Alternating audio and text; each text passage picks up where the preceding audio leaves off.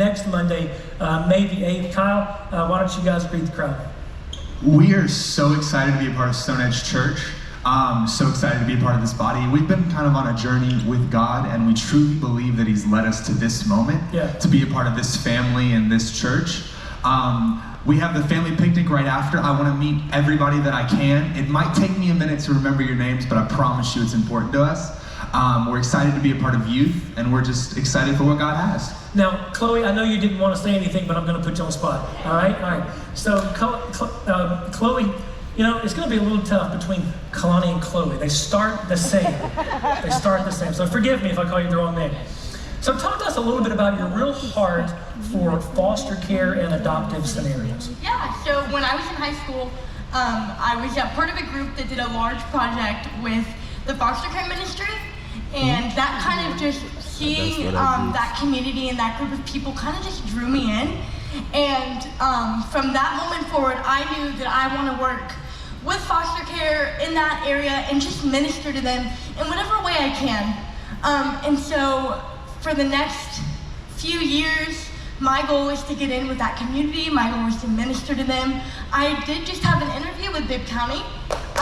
Don't totally know how that'll go, but if you have it in, just come talk to me. I would love to meet you. But yeah, youth and underprivileged and foster care and adoptive is my entire heart. And if you have a heart for that as well, I would love to talk to you. Yeah. Awesome. Thanks, Chloe. Well done. You guys can go ahead and have a seat. We will pray for these guys at the end of the service as well. And so, as we come to talk about what it means to be a living sacrifice, there comes a point in many people's lives when they go, Lord, you know what?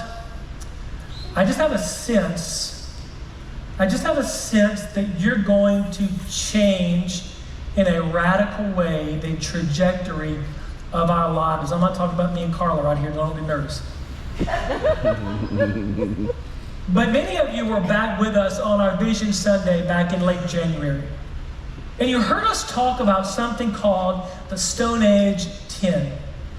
If you're new with us this morning, what the Stone Age 10 is that we believe and we are praying for 10 individuals that God would call to either be full-time missionaries somewhere overseas, or that they would call people into the full-time ministry out of the body of Stone Edge Church. It means that we would send them away from here to be in ministry somewhere in the world, whether locally here in the U.S. or whether somewhere abroad. And this morning, I'd like to introduce to you the very first couple that will make up the first two people of our Stone Age 10, Dr. Lewis and Susan O'Cora.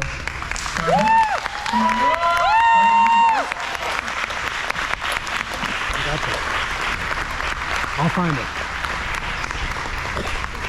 She walked out on you, didn't she? She walked out on you. Where is she? She's coming. I know, man. Man, oh man. Come on up here. You and I can stay. We'll talk about Susan while she's not in the room. No, I'm just kidding. There we go. Oh, here she comes. All right, very good. Come stand there. Yes, sir.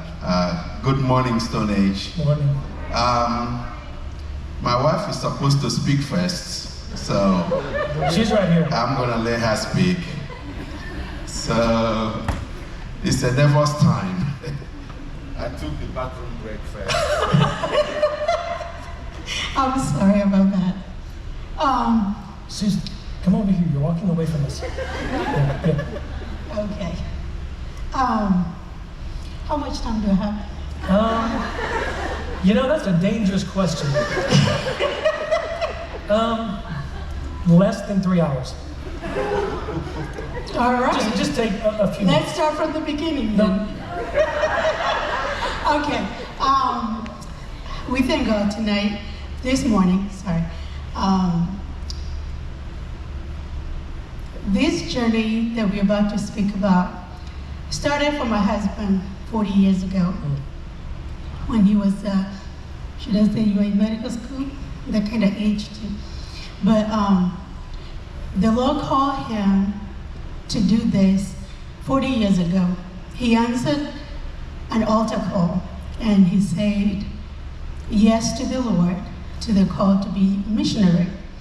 He had no idea when that will happen, but the Lord told him that he will go to a country called Swaziland. This Swaziland has recently changed the name to Eswatini. My journey started 30 years ago or so. I was in college, and my pastor wanted to know more about us, and I remember him asking me what I want to do apart from my degree was in accounting. Apart from your career, what do you want to do for the Lord? And I said, I want to be a missionary.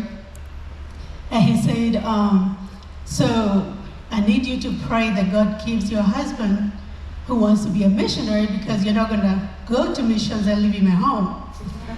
And I said, okay. So he called me back maybe about 2 weeks later after service. He said, have you been praying? And I'm like, no, really? He said, I need you to pray. And I need you to ask the Lord to give you a husband who is a doctor. I said, Pastor, by the way, I don't know any doctors. He said, I don't care. I'm not asking you to go look. I'm asking you to pray that the Lord will give you, because we need doctors in the mission field. I said, okay. And then he called me again. He said, I've been praying for you, and I've been thinking, let's pray that the Lord gives you a doctor who is a pediatrician. I said, a what? Because where I come from, we don't have pediatricians and all of that. At least from my village, we just saw the doctor that was available. And so he said, a pediatrician. I said, what do you mean? He said, a baby doctor, because children are the one who suffer the most, you know, in the areas that you may go to do missions.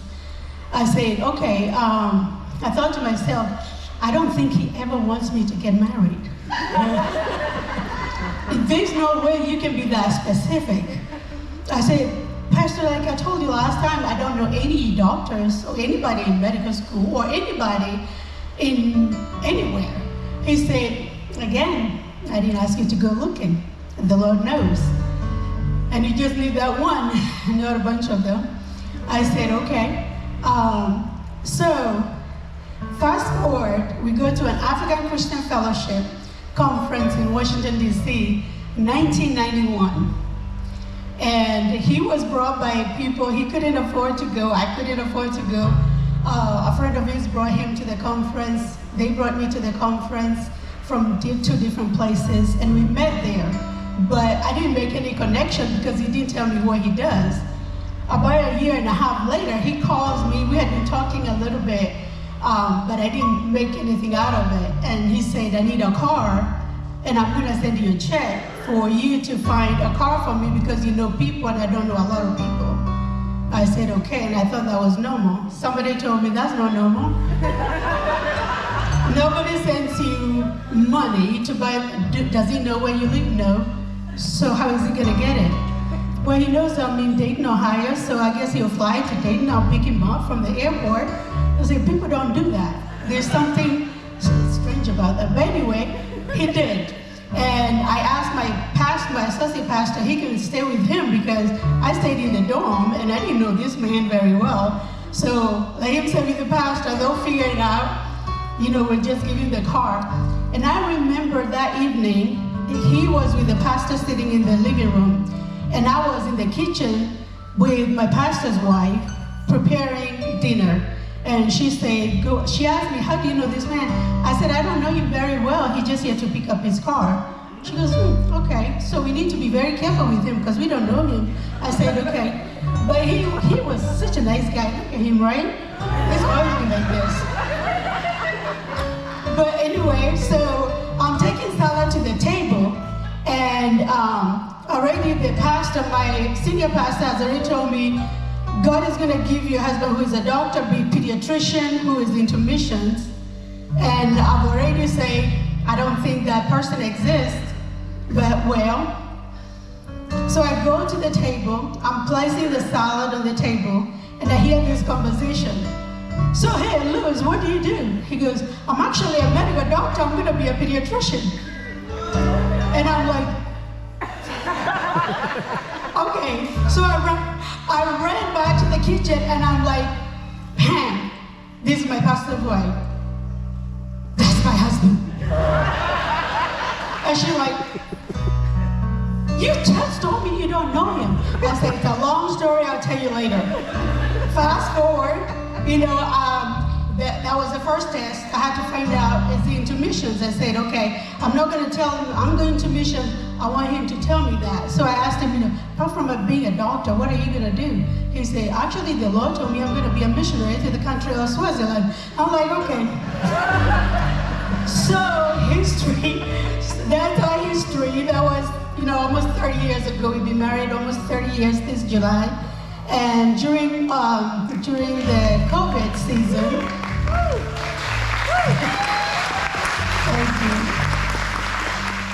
during COVID, we have done short-term missions here and there, and we thought that's what the Lord meant. But during COVID, we walked a lot. We spent a lot of time walking, and we started talking about missions. And he said, I feel like the Lord is calling us to really go into long-term missions. I said, I feel the same way. Let's start talking about it. The Lord reminded us that we were going to go to Swaziland. We started making plans. We went to visit last year. We loved it. We knew. There was so many confirmations. The missionaries who are already there have been praying for over